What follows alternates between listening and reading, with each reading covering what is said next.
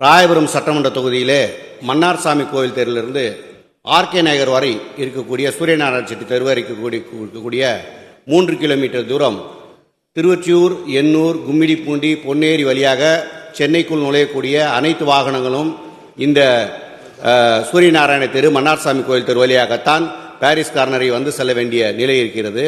எனவே இந்த மேம்பாலம் ஒன்றை ராயபுரம் சூரியநாராயண செட்டி தெருவிலிருந்து மன்னார்சாமி கோவில் வரைக்கும், டோல்கேட் வரைக்கும், ஆர்கே நகர் வரைக்கும் கிட்டத்தட்ட 3 கிலோமீட்டர் பரப்பளவு வருகிறது.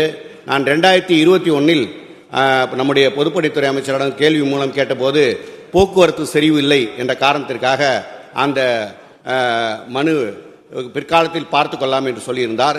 இன்றைய தினம் மிகவும் அதிகமான போக்குவரத்து இருக்கக்கூடிய ஒரு இடமாக அந்த பகுதி விளங்கி வருகிறது. ஏனென்றால் 5 தொகுதியில் இருக்கக்கூடிய, திருவொற்றியூரில் இருக்கக்கூடிய அனைத்து கம்பெனியிலிருந்து வரக்கூடிய அனைவரும் அந்த பகுதியில் வருகிறார்கள். துணை கேள்வி தந்த ஒரு செகண்ட்ல கேட்கணும். எனவே அதை நிறைவேற்றி தருவாரா என்று கேட்டு அமைகிறேன். மாண்புமிகு அமைச்சர் அவர்கள்.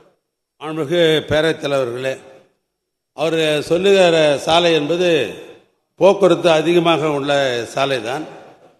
பொதுவாக ஒரு சாலை அமைக்கிறோம் என்று சொன்னால் அதற்கு 5 ஆண்டு காலம் நிறைவடைந்த பின்புதான் அது ரினியூவல் செய்வதாக இருந்தாலும் விரிவுபடுத்துவதாகவும் செய்ய முடியும்.